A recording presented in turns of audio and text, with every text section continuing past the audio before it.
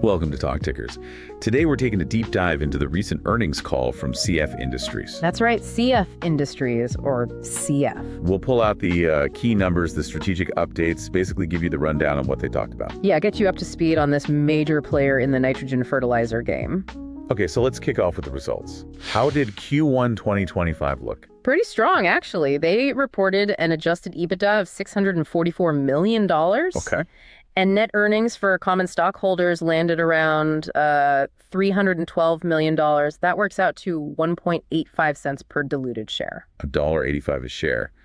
That's quite a jump from last year, isn't it? Like something like 80% higher? Exactly. A big part of that was, a lower share count because of their buybacks. Right. Makes sense. Smart capital allocation seems to be a big theme for them. Absolutely. And they generated a lot of cash. We're talking $2.4 billion in net cash from operations over the last 12 months. And free cash flow. Around $1.6 billion trailing 12 months. And they're definitely putting it to work returning value. How much went back to shareholders in Q1? $530 million. That was a mix of share repurchases and paying out dividends. And it sounds like there's more to come on the repurchase front. Yeah. They just authorized another $2 billion for share buybacks. That'll kick in once the current program wraps up, and it's set to run through the end of 2029. So clearly signaling confidence in their own stock price. Okay, let's pivot a bit. How are things looking operationally, like boots on the ground? Operations are running, really smoothly. Their production network produced over 2.6 million tons of gross ammonia. Wow. And that's for the second quarter in a row. It represents basically 100% utilization. Full capacity then. And for the full year. They're projecting around 10 million tons of gross ammonia for 2025. That level of consistent output is impressive. Shows the plants are running efficiently. Yeah. Now, beyond just, keeping things humming, what about the bigger strategic moves, that Donaldsonville carbon capture project, for instance? Right. The CCS project is getting close. They're expecting startup in the second half of this year, 2025. And the significance of that? Well, once it's running, it lets them generate 45Q tax credits. Those are federal incentives for capturing and storing CO2. So it's good for the environment and potentially good for the bottom line, too. Turning emissions into a potential revenue stream? Interesting. Okay, and the other big one is the Blue Point joint venture.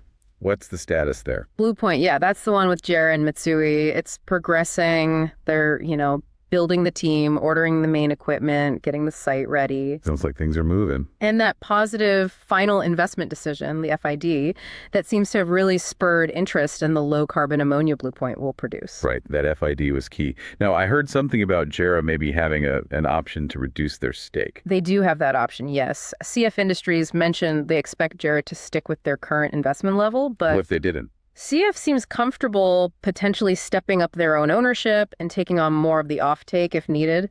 They sounded pretty confident they could place that extra tonnage.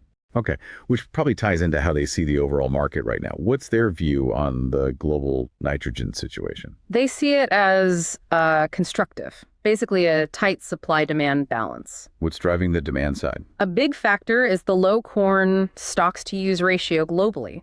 That encourages farmers to plant more.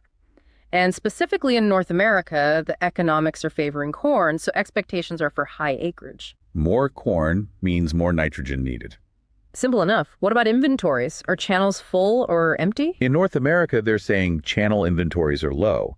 And globally, places like Brazil and India are looking average to maybe lower than average on inventory. So generally tight. Generally tight, yeah. Although they did mention that new ammonia capacity coming online, particularly in North America, could, inject some price volatility. Ah, okay. So the current strength isn't necessarily a straight line up. What about the longer term view, say beyond this year? Longer term, they expect that global nitrogen supply-demand balance to get even tighter. Why is that? Mainly because there just aren't that many new large-scale projects being developed globally. Plus, you have this emerging demand for low-carbon ammonia in new areas, like power generation. That could really tighten things further. And CF sees their position as advantageous in that scenario. Definitely. They really emphasize their low-cost North American production network as a key strength going forward. That low-cost advantage seems critical. Yeah. Okay, let's talk financials again. What's the outlook for CapEx for the rest of 2025? They're guiding to about $650 million for the full year. Now, that includes spending on their existing plants and their share of the Blue Point project costs. Right. But it's worth noting, because of how consolidation accounting works, their reported CapEx will actually include all of Blue Point spending, not just their share. Ah, an accounting nuance to keep in mind. Good point. Anything else on the horizon?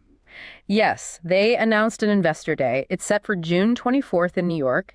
They plan to go into more detail on strategy, the big initiatives like Blue Point, and their long-term view then. Okay, that investor day will be one to watch.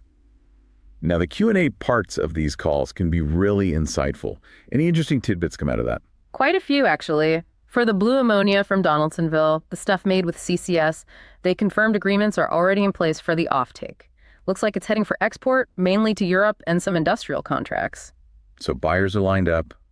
What else? Well, someone asked if they'd partner with Air Products on their Ascension Parish ammonia project. The answer was basically no. Really? Why not? They cited concerns about potentially high natural gas costs for that specific project. Seems they're very focused on cost structure. Makes sense, sticking to their low-cost advantage. Anything on managing project costs, like for Blue Point? Yeah, they mentioned using modular construction techniques for Blue Point. That's often seen as a way to mitigate risks around capital cost inflation. Smart. What about the U.S. gas price outlook? Some worry about LNG exports driving up domestic prices. They push back on that a bit. They still see the U.S. remaining a low-cost gas region, even with more LNG capacity. They pointed to rising domestic demand from things like data centers and AI soaking up supply, too. Interesting counterpoint. And for Blue Point's output, where is that ammonia likely headed? About half of CF's share is sort of earmarked tentatively for the UK market. The UK. Why there specifically? To produce low-carbon ammonium nitrate, the thinking is it could benefit from Europe's carbon border adjustment mechanism, or CBAM. That puts a price on the carbon content of imports. The CBAM angle. That could be significant for low-carbon producers. Yeah. What about tariffs on nitrogen coming into the U.S.? That's a tricky one. Currently, the tariffs exclude Russia, and Russia's the biggest source of imported UAN and urea for the U.S. So a bit of a loophole, maybe? Creates a unique dynamic, yeah. If new tariffs were imposed, they expect it would cause trade flows to shift around globally and potentially, push U.S. prices up closer to parity with somewhere like Brazil. Got it. Were they talking to customers about sort of a premium for their clean ammonia? They are. They're actively in discussions, really highlighting the value prop of lower carbon products. They seem to anticipate getting some kind of carbon premium initially. Trying to create that market. What about China and urea exports? Always a big factor. Their view on the timing and volume of Chinese exports seems pretty aligned with general market expectations. Basically, the world market needs those tons. Okay. And they touched on Europe's gas situation too.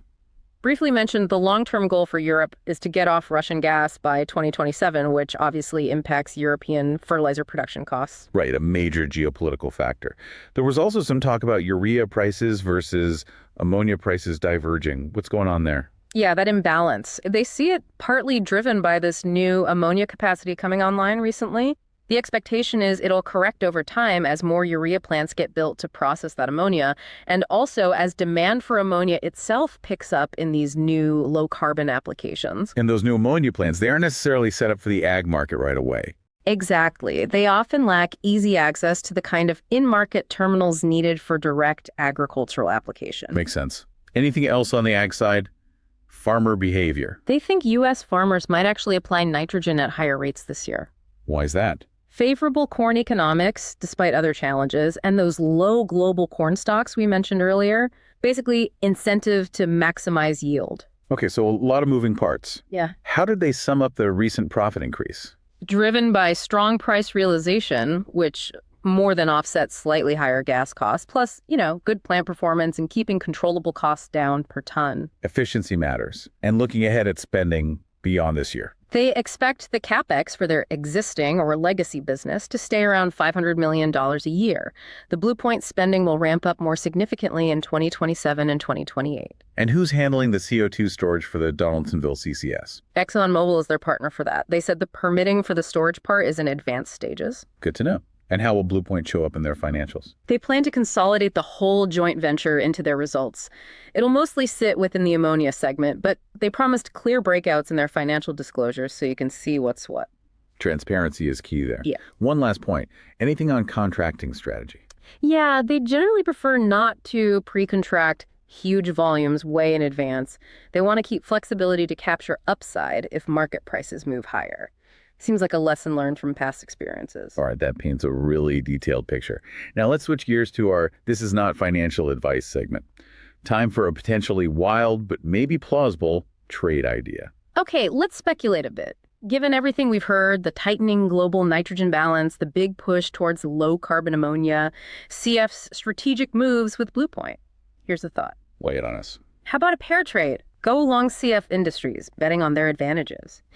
And at the same time, short a different fertilizer producer, maybe one that's more reliant on high-cost gas regions or facing tougher regulatory hurdles, perhaps in Europe. Long CF, short a higher cost competitor. What's the core rationale? The idea is that CF is positioned to benefit disproportionately from these big structural trends, low cost, low carbon focus. Their margins could expand. Meanwhile, competitors without those advantages might see their margins squeezed. It's basically a bet that the market structure is shifting in favor of players like CF. A structural bet on the changing fertilizer landscape. Definitely food for thought. But again, purely speculative, not actual advice. Absolutely. And that wraps up our deep dive on the CF Industries earnings call. Hopefully this breakdown gave you some valuable insights. Yeah, lots to unpack there. What stood out most to you? Any questions still rolling around? As always, we definitely encourage you to do your own homework and analysis. For sure. And maybe consider this. As the world keeps focusing more and more on sustainability, on food security, the whole nitrogen fertilizer industry, its dynamics are only going to get more complex. And potentially more rewarding for those who really dig in and understand it. Exactly. Until next time on TalkTickers.